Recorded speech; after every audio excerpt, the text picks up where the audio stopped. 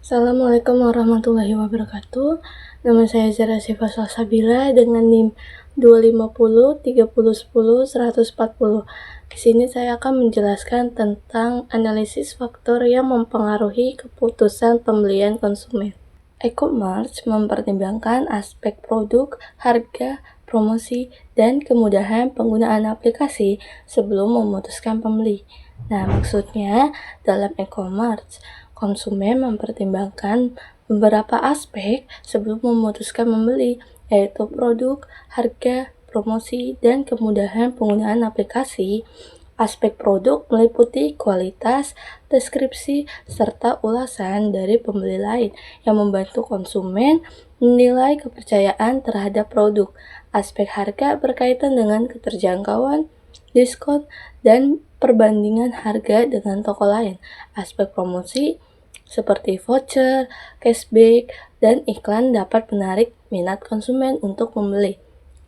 Selain itu, kemudahan penggunaan aplikasi seperti tampilan yang sederhana, proses pembayaran yang cepat, dan fitur yang lengkap membuat konsumen merasa nyaman.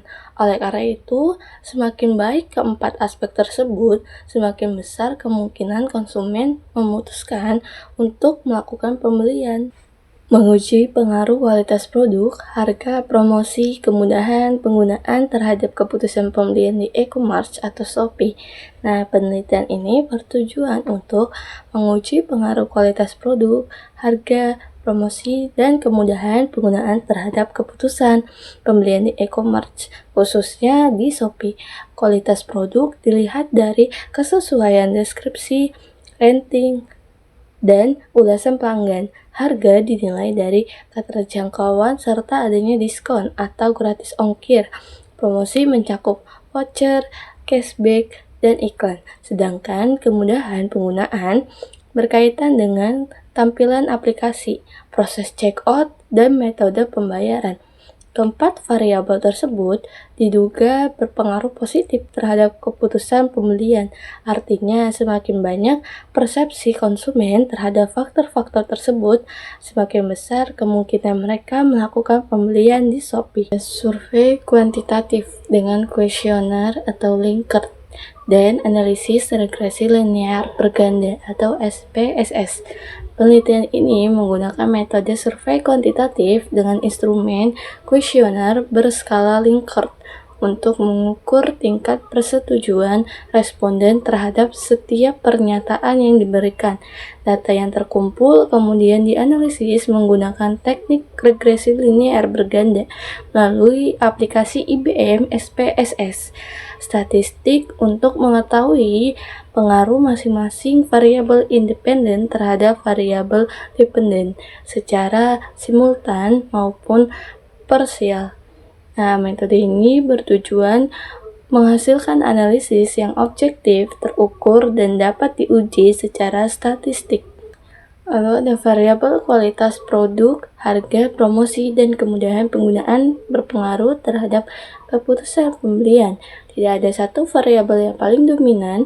Hasil penelitian menunjukkan bahwa variabel kualitas produk, harga, promosi, dan kemudahan penggunaan secara bersama-sama berpengaruh terhadap keputusan pembelian. Artinya, keempat faktor tersebut sama-sama menjadi pertimbangan konsumen dalam menentukan pilihan saat berbelanja. Namun, tidak terdapat satu variabel yang paling dominan atau paling berpengaruh dibandingkan yang lain, sehingga keputusan pembelian dipengaruhi oleh kombinasi seluruh faktor-faktor tersebut secara seimbang. Lalu ada keterbatasan atau saran penelitian selanjutnya. Nah, keamanan diukur dari persepsi bukan dari kejadian nyata, seperti penipuan atau kebocoran data. Tidak membedakan jenis produk, low risk, dan high risk. Nah, penelitian dilakukan pada satu periode waktu.